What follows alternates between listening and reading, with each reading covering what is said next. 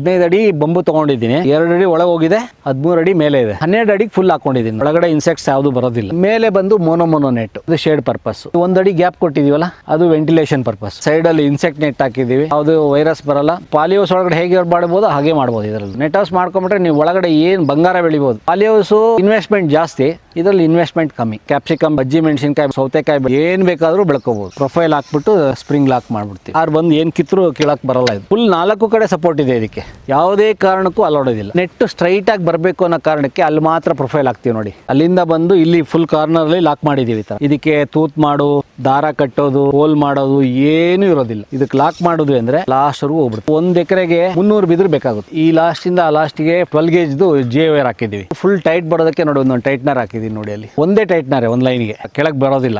ಪ್ರತಿಯೊಂದು ಬಂಬೋದಲ್ಲೂ ನೋಡಿ ಈ ತರ ಲಾಕ್ ಮಾಡ್ಕೊಳ್ತೀವಿ. ಟ್ಯೂಬ್ ಲೆವೆಲ್ ಇದ್ದಾಗ ನೋಡಿ ನಿಮ್ಗೆ ಒಂದೇ ಲೆವೆಲ್ ಹೆಂಗ್ ಕಾಣ್ತಾ ಇದೆ. ಸ್ವಲ್ಪ ಉಳಿತಾಯ ಇಲ್ಲ, ತುಂಬಾ ಉಳಿತಾಯ ಆಗುತ್ತೆ. ನೀವು ವರ್ಷ 2 ವರ್ಷಕ್ಕೆ ಒಂದ್ಸತಿ ತೆಗಿತಾ ಇರ್ತೀರಲ್ವಾ, ಈ ತರ ಮಾಡ್ಬಿಟ್ರೆ 15 ವರ್ಷ ತೆಗಿಯಂಗಿಲ್ಲ.